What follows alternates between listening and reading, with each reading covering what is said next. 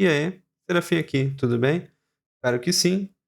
E hoje vamos começar com um jogo que já tá aí na tela, Manor Lords. O jogo que já tá no meu coração, e se você chegou até aqui é porque pesquisou Manor Lords e também já está no seu coração. A gente vai falar um pouco sobre toda a trajetória do jogo, o que ele ganhou, o que ele fez e o que ele vai fazer.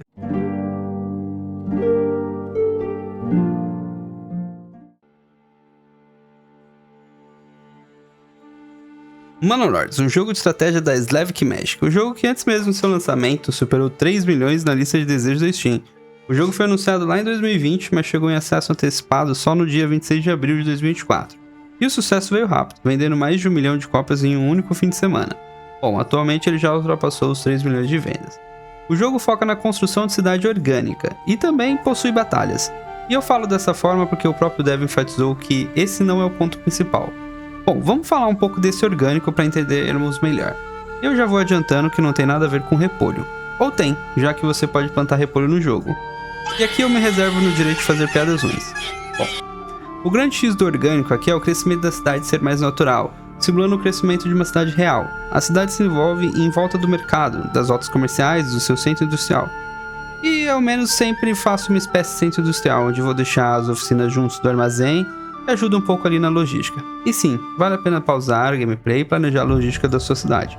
E talvez até a posição do centro comercial em relação à Estrada do Rei, e é por ela que passa a ser o comerciante. Vale mencionar, a inspiração do jogo é a cidade de Franconia, uma região da Alemanha, e pelo que pesquisei, é um lugar bem romântico e cheio de bom vinho.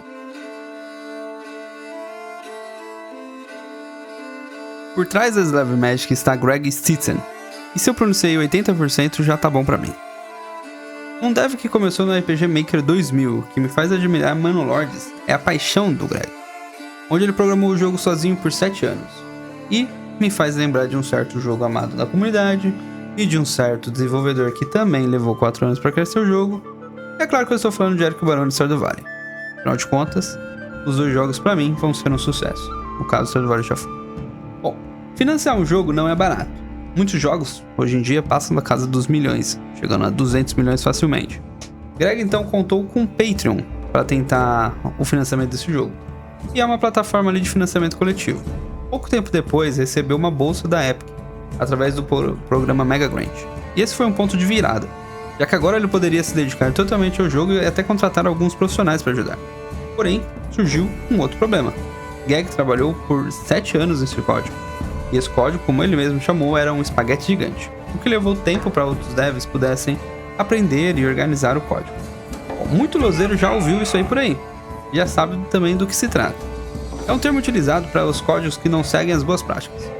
Bom, isso pode não afetar como o computador vê o código, mas dificulta muito a leitura para um humano. E no processo de desenvolvimento, o jogo também acabou migrando para Unreal Engine 5. Bom, sobre o desenvolvimento do jogo, se tem algo que me agrada muito de informar é a postura tanto da Slavic Magic e da Wooden Horse, que é a publicadora. Com oposição ao uso de IA generativa, e aqui o posicionamento é forte, o CEO da Wooden Horse, o Tim Bender, chegou a afirmar odiar a tecnologia e comparar algo canceroso. Isso vale até para os contratos de Wooden Horse que proíbem o uso de recursos criados por IA, garantindo a criatividade da obra, o que me faz lembrar que essa distribuidora é a mesma do Nine Kings, um jogo brasileiro, e que pretendo trazer aqui futuramente para o canal. Na declaração do Greg, o jogo pretende trazer um certo nível de realidade, mas ao mesmo tempo ele quer que seja um jogo envolvente. O Manor Lords foi escolhido para o primeiro vídeo do canal, pois na minha visão é como se eu fosse ser o arauto e também um profeta da qualidade desse jogo, onde eu espero que seja bom, quando for lançado. Eu não se mencionei antes, mas por capricho esse jogo já chegou a ser adiado para polimento e correções de bugs. E hoje em dia para mim isso já é um diferencial, já que vários jogos são lançados do jeito que dá e vão mexendo com o tempo.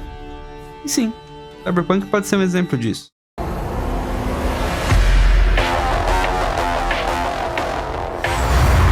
Can't deny it, it's all true. But everybody still wants to live here.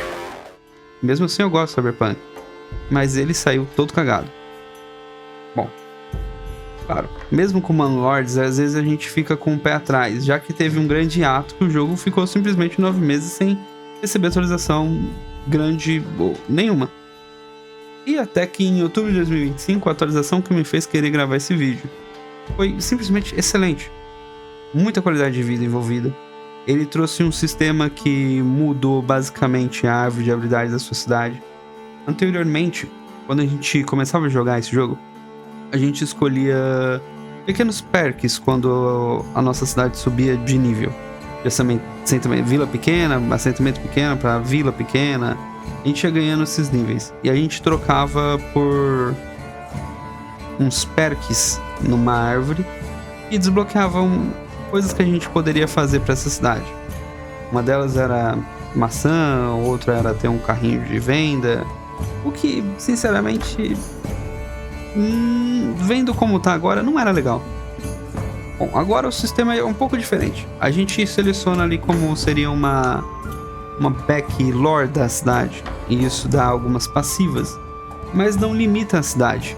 Por exemplo, no antigo sistema, pra gente plantar maçã, a gente teria que ter esse perk. Se você não pegasse esse perk, você não ia ter uma macieira na sua cidade. E não faz sentido. Já nesse novo, a gente pode ter macieira na cidade. Só que dá pra gente pegar um perk que dê vantagem para macieiras, por exemplo. Bom, espero que no futuro a gente tenha muitas melhorias.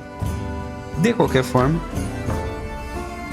o jogo já tem avaliações muito positivas na Steam, conquistou meu espaço de jogos favoritos e ele já leva aqui o selo de qualidade. E vamos falar um pouco sobre o combate, porque no momento o combate ele tem apenas um gosto.